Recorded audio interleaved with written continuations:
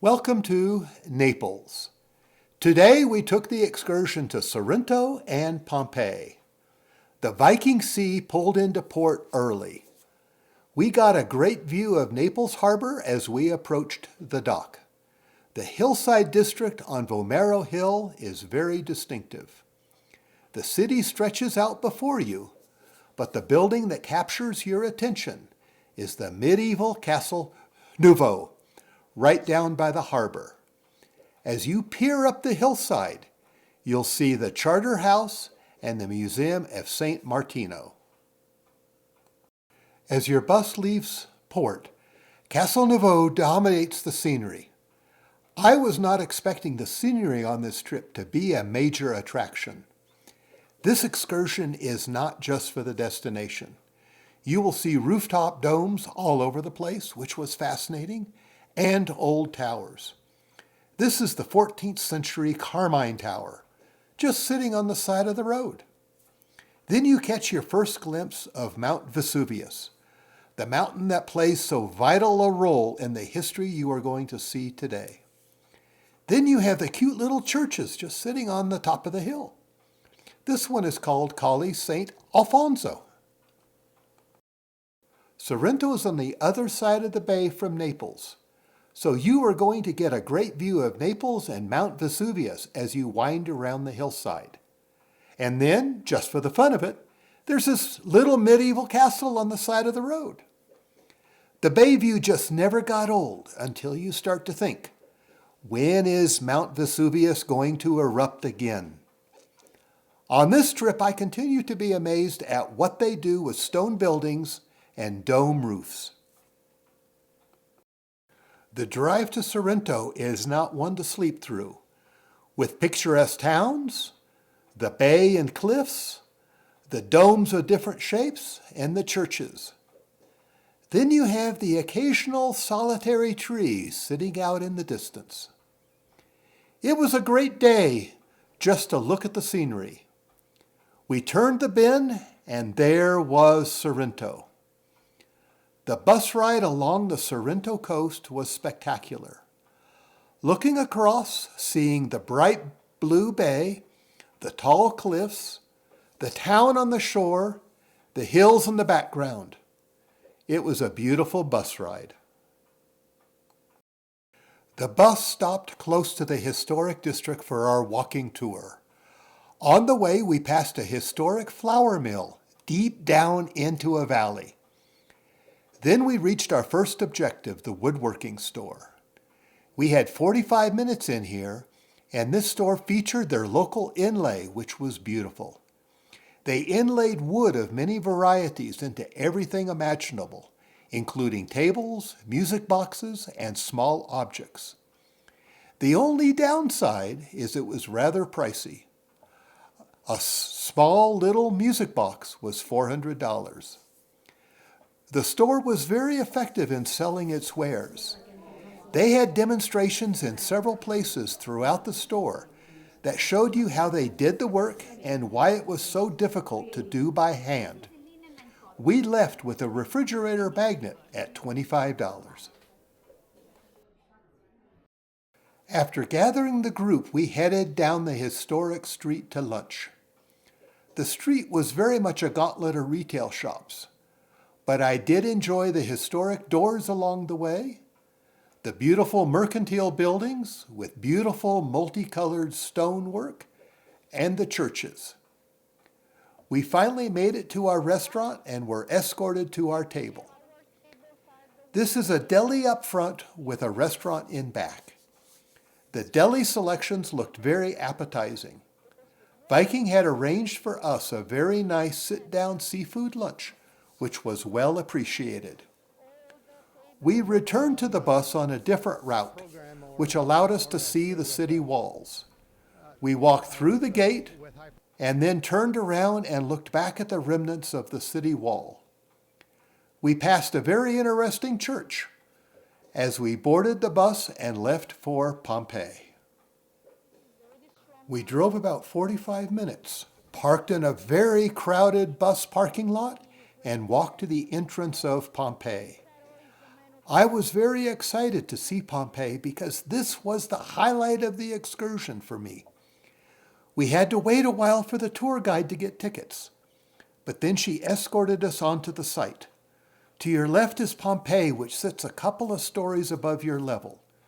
You walk around and you enter the forum for the theater. Welcome to the Quadro Porticus of the theaters. This large courtyard framed on all sides by elegant colonnades. In antiquity, this space served as a gathering and rehearsal area for actors and performers, and later it was used as barracks for gladiators. As you look around, picture the shaded walkways and small rooms opening off the colonnade, spaces where performers prepared before shows. Continue down the corridors and you arrive at the Grand Theater. It's built into the natural slope of the hill and it could seat around 5,000 spectators. As we leave the theater, we turn left until we reach Via Stabinia, a main north-south commercial street. On either side are shops and workshops. Many of them have deep interiors where counters once sat. Throughout Pompeii, you will see temples all over, as this one shows. The raised sidewalks that we are walking on are original and protect your feet from the ancient street runoff. I found the raised stepping stones at road intersections to be fascinating. These allow chariots to go by, but people to stay out of the mess of the street while crossing.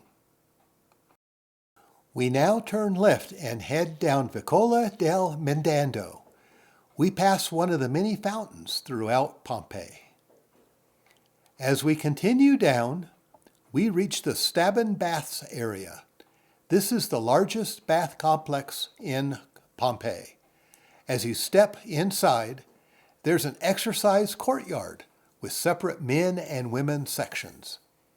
And then the bath itself, a sequence of rooms, a cold room, warm room, and then finally the hot room. In the bath area, there's a very moving plaster cast display. When Mount Vesuvius erupted on the 24th of August, 79 AD, volcanic ash fell on Pompeii. It covered people and animals. Over time, the bodies decayed and left a hollow in the ash. In the 19th century, an archaeologist figured out they could drill a small hole in the opening, pour liquid plaster in, let the plaster harden, then remove the ash, and what was left was an incredibly detailed cast of a person at the moment of their death. The plaster captures their expressions without containing any human remains. We now proceed to the Forum. We pass shops and residences, fountains, and we are just seeing everyday life in Pompeii. Then, suddenly, it opens up into this grand forum. This was Pompeii's civic, religious, and commercial center, the busiest and most important space in the city. On the southwest side, you have the Basilica, which is the law court and business center. On the northeast corner, you have the market building.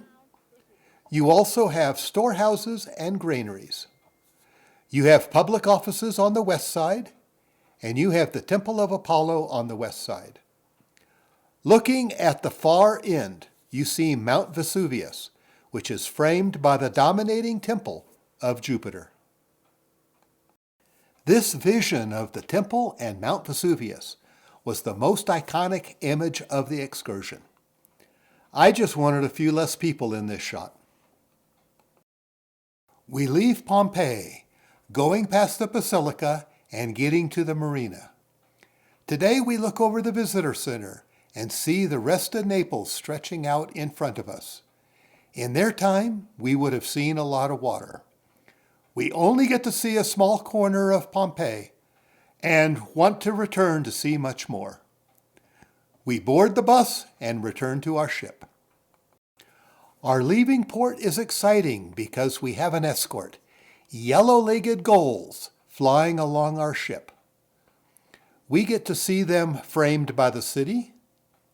We get to see them flying over Mount Vesuvius. It was just a fabulous display.